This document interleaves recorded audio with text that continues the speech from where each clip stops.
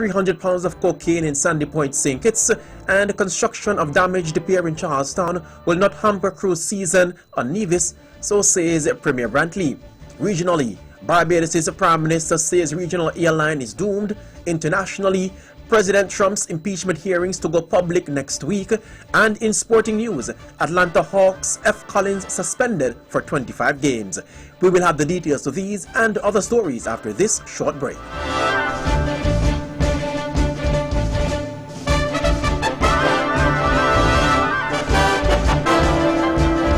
Another look. Different from how you've seen it before. Another look. Takes an in-depth look into business, politics, science, technology, religion, and more. Another look. Featuring documentaries from the BBC, regional features, and local ones too. Another look. Every Monday at 3 p.m. on the Eastern Caribbean's powerhouse, Vaughan.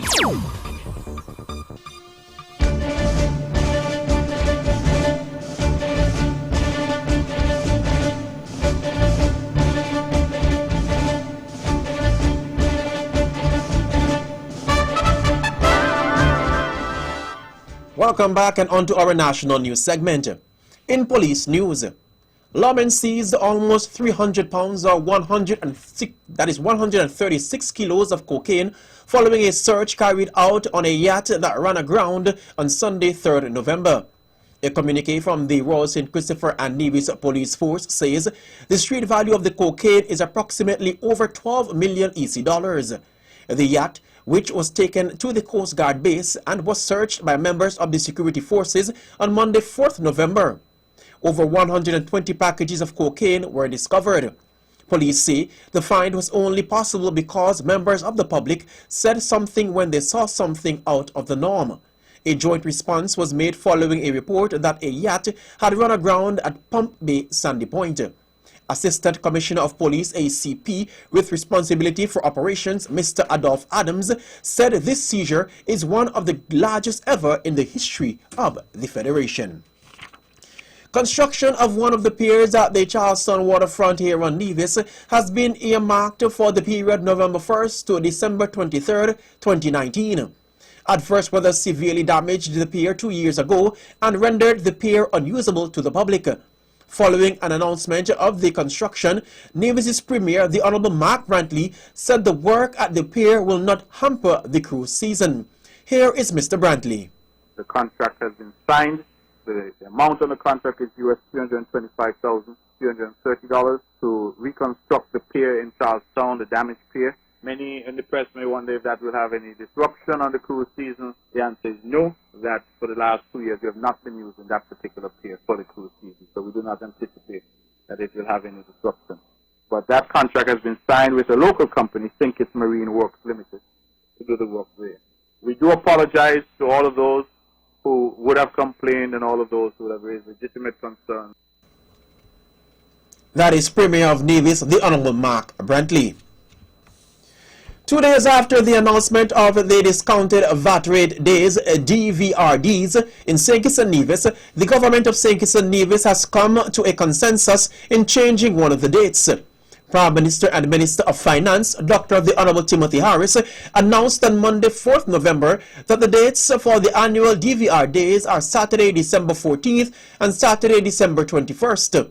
However, according to a release from the government, upon further consideration, today, that is November 6th, the Cabinet has agreed that after taking into account the beliefs and traditions of the devout and diverse religious community in St. Kitts and Nevis, that the first of the two announced DVR dates will be changed from Saturday, December 14th to Friday, December 13th.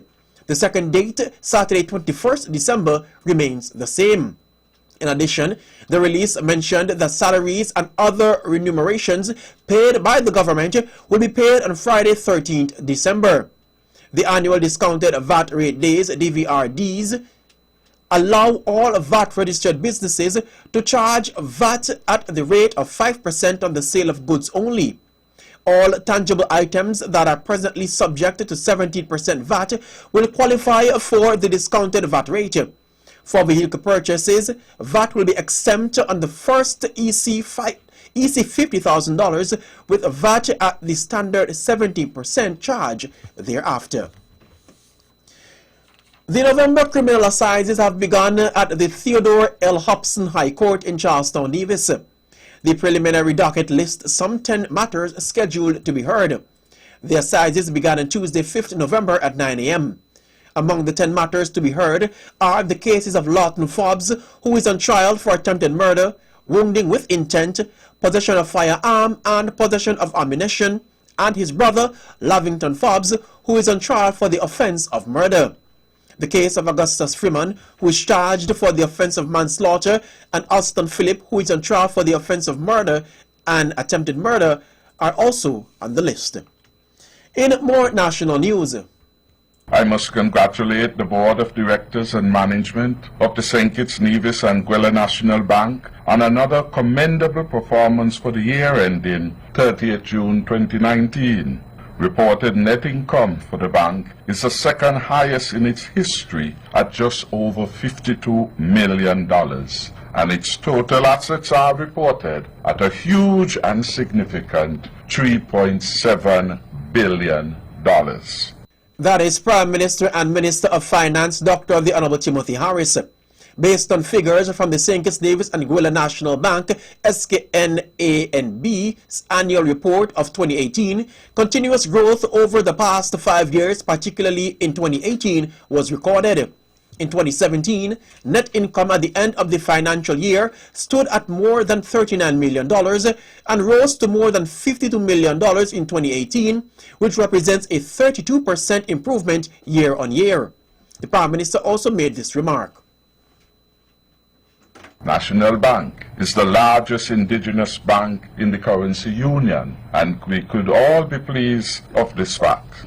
We look forward to the next annual general meeting, and we expect that the proposed dividend payout will allow shareholders the opportunity to benefit from the success of the bank to date.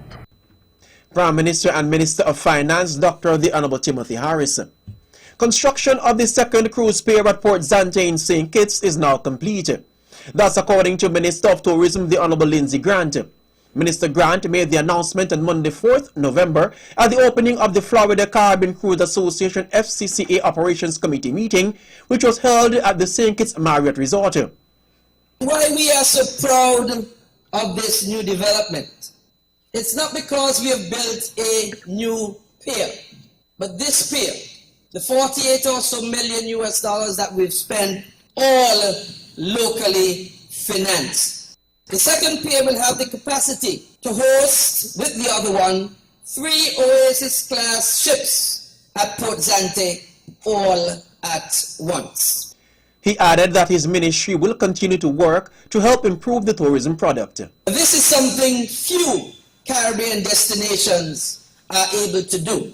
And it gives us another competitive edge in the cruise industry as the lines begin moving forward towards larger ships. And although we have achieved much, my team is fully aware and fully cognizant that we must keep improving as other destinations are doing the same in competition for a greater share of the visitor market. That is the Honorable Lindsay Grant. The St. Kitts Nevis and Anguilla National Bank committed some US $34 million. The St. Kitts and Nevis Social Security Board pledged US $7 million. The St. Kitts Nevis Sugar Industry Diversification Foundation, SIDF, committed US $5 million, and the St. Kitts Nevis Trading and Development Company Limited, TDC, committed US $2 million for the construction of the second pier. Meanwhile, FCCA President Michelle Page also commented on the development and said, "You should really salute your government, because so many governments are looking to give things away. I've heard, we can't do it. I have never heard that from anybody in St. Kitts, that you can't do it. When we say we need something, you say we can do it, and we can do it better than anybody else." That is FCCA President Michelle Page. In other national news, the 16th annual Help a Child Primary School Scholarship Program Award ceremony will be held under the patronage of Prime Minister Dr. the Honorable Timothy Harris. That was Ms. Valencia Grant, Press Secretary to St. Kitts and Nevis' Prime Minister, Dr. the Honorable Timothy Harris. Primary school students will once again be awarded $500 under the Help a Child Program Primary School Scholarship. The program, founded in 2004 with 24 children from the 4 primary schools in Dr. Harvis's constituency, which is from Bellevue to Atlees. Last year, $42,500 in scholarships that was presented, bringing the total amount awarded to date under the program to $294,000 and the total number of awardees to 588. Now entering into its 16th year, Press Secretary to St. Kitts and Nevis Prime Minister Ms. Valencia Grant further explained how many beneficiaries will receive assistance. The award ceremony will take place on Tuesday, November 12th at Estridge Moravian Church from 5 p.m. 140 children will each receive a financial award of $500 to assist in defraying the cost of school supplies. That is Ms. Valencia Grant. This week, the St. Kitts and Nevis Inland Revenue Department, IRD, has been hosting a week of activities in celebration of its 6th annual IRD week until Saturday, 9th November. Thus far, the activities have taken place included a church service at the Antioch Baptist Church in St. Kitts, 5 primary school visits, time on the Let's Talk program carried live here on Vaughan Radio on Tuesday, 5th November, and a day dedicated to customer appreciation, which is today, Wednesday, 6th November 2019. Speaking on the Let's Talk program, Deputy Comptroller of the IRD Nevis, Mrs. Neva Manas Limonta, spoke about the customer service provided by the IRD department. What we find, and other persons would agree, nobody likes to pay taxes. It's the most difficult thing, especially when persons are faced with a bad season or financial difficulty and release the money for the tax, which is, rightfully due to the government. We try to work with our taxpayers. We are approachable, we are a friendly bunch of people, yet very professional in our dealings. And so we find with that kind of approach, we encourage the taxpayers. They are more open and forthcoming in terms of, coming forward and indicating to us what is their situation. And together, as Ms. Herbert would have indicated, we would formalize. If it is that the taxpayer is unable to pay, we would formulate a suitable payment arrangement. If it is an objection, then we have the officer sit with the taxpayer. We either visit their place of business, we look at their books and records, and we work with the taxpayer to provide us with the evidence. The remaining activities the Inland Revenue Department have planned include IRD Health Day on Thursday, 7th November, where a health fair and screenings will take place from 8:30 a.m. to 12 noon at the and a soccer-side session at the Fit Grounds beginning at 4:30 p.m. On Friday, 8th November, visits to Nevis various senior homes, and finally a fun day on Saturday, 9th November in St. Kitts from 11 a.m. until. Finally, in our national news segment, the Governor General, His Excellency Sir S.W. Tapley Seaton, GCMG, CVO, QC, JP LLD, on Tuesday morning received a visit from the Ambassador Extraordinary and Plenipotentiary of Italy to St. Kitts and Nevis, His Excellency Mr. Massimo Ambrosetti. His Excellency had in April presented his letters of credence to the Governor General. According to a release from the Government House, the government and people of St. Kitts and Nevis value the deep ties between the two countries and the significant areas of cooperation. The Federation and Italy have been long-standing diplomatic relations, and St. Kitts and Nevis citizens enjoy visa-free travel to Italy as part of the Schengen Arrangement. The Schengen Arrangement, signed in June 14, 1985, is a treaty that led most of the European countries towards abolishment of their national borders to build a Europe without borders known as Schengen Area, Schengen VisaInfo.com says. Accompanying the ambassador were the Honorary Consul of Italy to St. Kitts and Nevis, Mr. Ernest Amri, MBE. Ambassador Ambrosetti was also accompanied on his visit by his spouse. The Governor General and Ambassador Ambrosetti discussed matters of mutual interest, including scholarships and training for our young people and issues relating to the OECD, of which Italy is a member, of tourism, quality control, textile engineering, and microfinancing. That concludes our national news segment. The latest in regional news comes up next.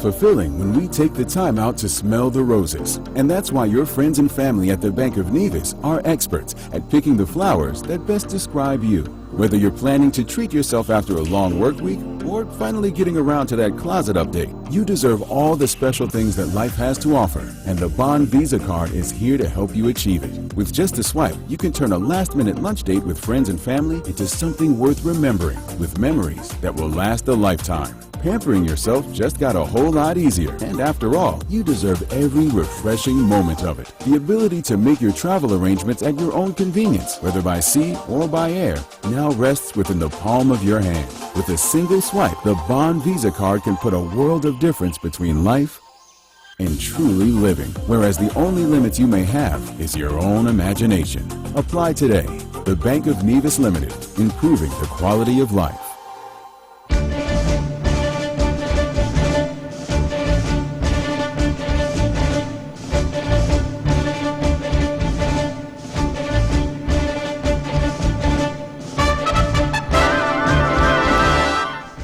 Welcome back and on to our regional news segment.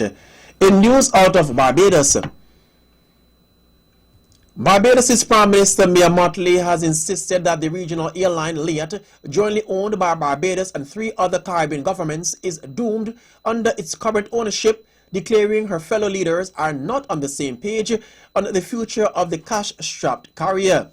She also said the island-hopping airline's viability is not the sole responsibility of CARICOM, even as she declared the sustainable, reliable and affordable air travel is necessary if the region bloc is to grow.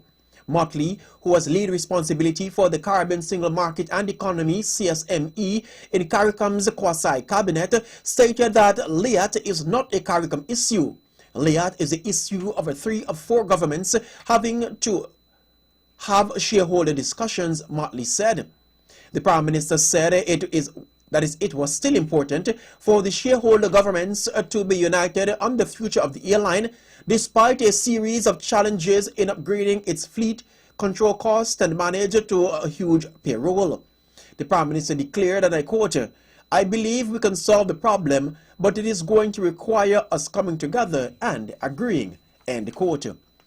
In related news out of Antigua, Prime Minister Gaston Brown on Tuesday, 5th November, left Antigua and Barbuda for a quick visit to Venezuela that saw Antigua and Barbuda being formally inducted into ALBA Bank as a new member, as well as the signing of the financing agreement relating to the loan of US $15.8 million for injection into Liat. On his arrival, Prime Minister Brown was met on the tarmac with a honor guard by Vice Minister Yuri Pimentel of the Ministry of Foreign Affairs, and he was then whisked away to his meeting in downtown Caracas. The 22nd meeting of the Ministerial Council and the 72nd meeting of the Executive Board of ALBA Bank were held in Caracas, Venezuela, during the morning at the headquarters of the Central Bank in Venezuela. The governor of the central bank, Mr. Claxito Ortega, welcomed Prime Minister Brown and stated how pleased he was that Antigua and Barbuda was becoming the 7th member of ALBA Bank, joining Venezuela, Cuba, Nicaragua, Dominica, St. Vincent and the Grenadines, and Bolivia. During the meeting, Prime Minister Brown formally deposited the instrument that allowed Antigua and Barbuda to join the bank, and he expressed his satisfaction at the good financial position of the bank, which would, in his view, engender trust and confidence. In news out of Jamaica, following several hours of meeting with Ministry of Labour and Social Security officials on Tuesday, 6th November, unionized workers of the University of Technology Jamaica, UTEC, who have been on strike since October 25th over outstanding retroactive payments, have reached an agreement which will see them returning to classrooms temporarily. In good faith, the UTASU, University of Technology Jamaica Academic Staff Union, has agreed to a temporary resumption of work beginning today, Wednesday, 6th November 2019, UTASU President Liebert Langley told the Jamaica Observer. This is to give the management time to serve additional funding towards the payment of retroactive sums owed to us for the period 2018-2019, he indicated. He said there will be another meeting at the Ministry of Labor and Social Security scheduled for Monday, 11th November 2019 at 10 a.m., at which there will be a formalization of any agreement reached. That concludes our regional news segment. The latest international news comes up next.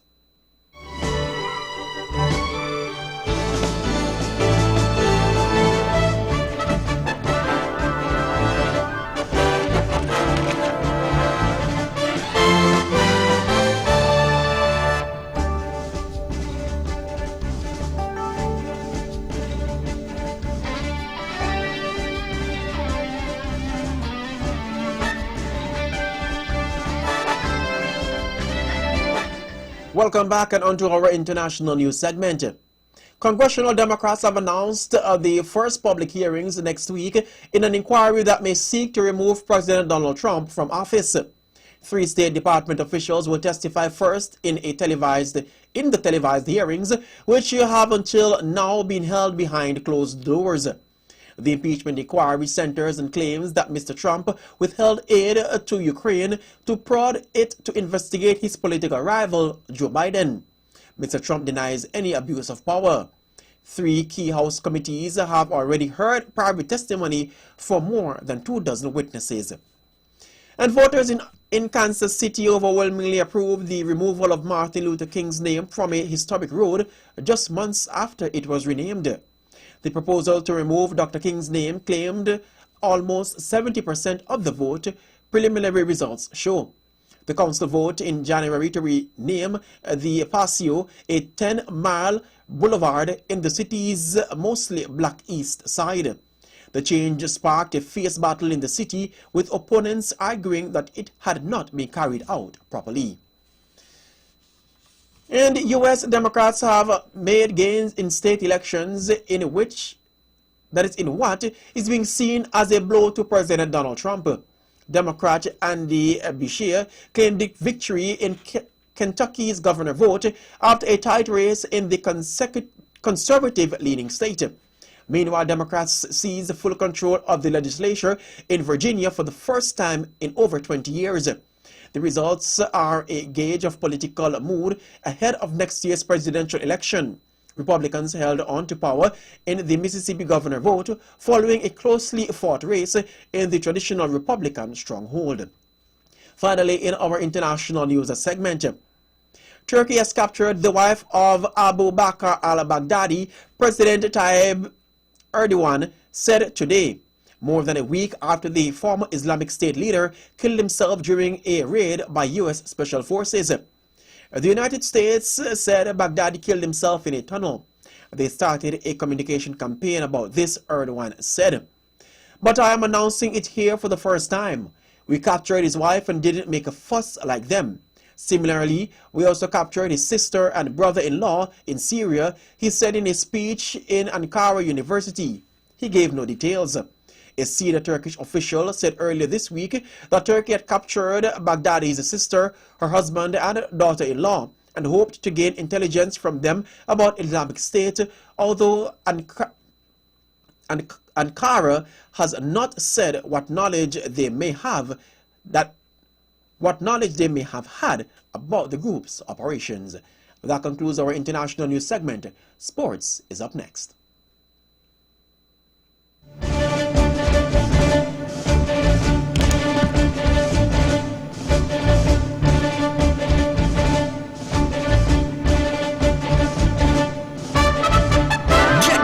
Just VAT. TDC Automotive is giving you more. Pay no VAT on the first $50,000 on any vehicle. No deposit, no interest for the first 3 months. That's no VAT. No deposit, no interest. We give you more, so you save more. Receive up to $3,000 in cashback credit. Save up to 60% off your insurance premium. Get your personalized TDC token for 2 years of instant savings. Plus, save thousands in free extras. Get more than just VAT from TDC Automotive. We're number one for a reason. Terms and conditions apply.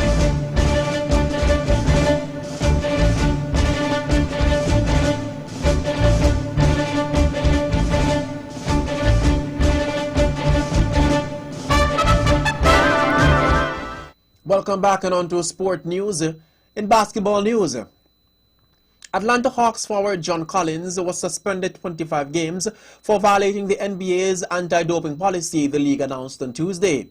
The league said he tested positive for the growth hormone releasing peptide 2, that is GHRP2.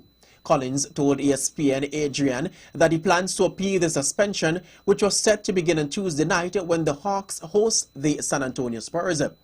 First, I want to apologize to my teammates, the Hawks organization, our fans, partners, and community as a whole for this situation, Collins said in a statement.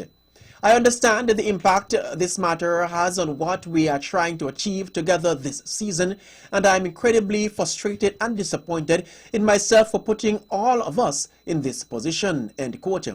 The 22-year-old is in his third NBA season and is part of a young nucleus for the improving Hawks, which includes second-year guards Trae Young and Kevin Huerter, and as well as rookie Cam Reddish. The Hawks made Collins a Wake Forest product, the number 19 overall pick in the 2017 draft. In some athletics news, the two-time Olympic champion Nicola Adams has retired from boxing over fears she could lose her sight. The Briton, 37, became the first female Olympic champion when she won gold at London 2012, retaining her flyweight title at Rio 2016. She returned professionally in 2017 and is the WBO World Flyweight Champion. In an announcement at the Yorkshire Evening Post, she added, and I quote, I am immensely honored to have represented our country to win double Olympic gold medals, and then the WBO championship belt is a dream come true, but it's not without taking its toll on my body, end quote.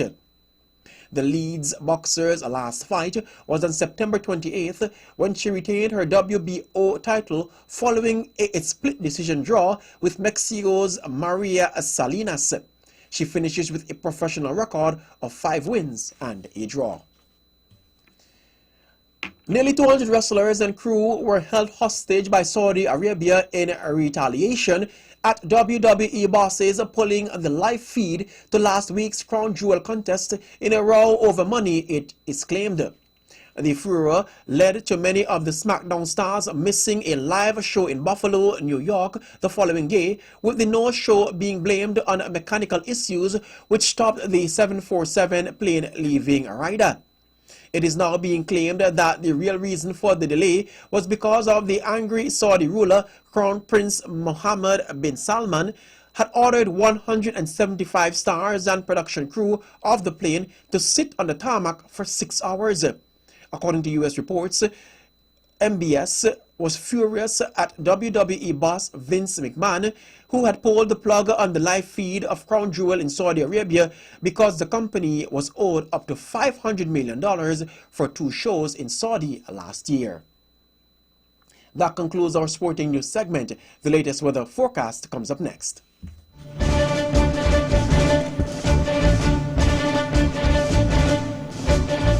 And today, partly cloudy with a 20% or slight chance of showers tonight. That is tomorrow. Partly cloudy with a 40% or moderate chance of showers. Winds are east at 19 to 37 kilometers per hour or 10 to 20 knots. Seas 1.5 to 2.1 meters or 5 to 7 feet. A small craft advisory remains in effect mainly for the northern and eastern sides of the islands. Your sunrise for tomorrow will be at 11 minutes after the 6 o'clock hour. And that's how we wrap up the major news package for today, Wednesday, 6th November 2019. But before we go, let's take a look at the headlines once again. Nationally, police seized nearly 300 pounds of cocaine in Sandy Point, St. Kitts, and construction of damaged pier in Charlestown will not hamper cruise season on Nevis, says Premier Brantley. Regionally, Barbados' Prime Minister says regional airline is doomed. Internationally, President Trump's impeachment hearings to go public next week. And in sports, Atlanta Hawks F. Collins suspended for 25 games. On behalf of the rest of the news team, I am Marvin Ross, and I'm wishing you a pleasant evening.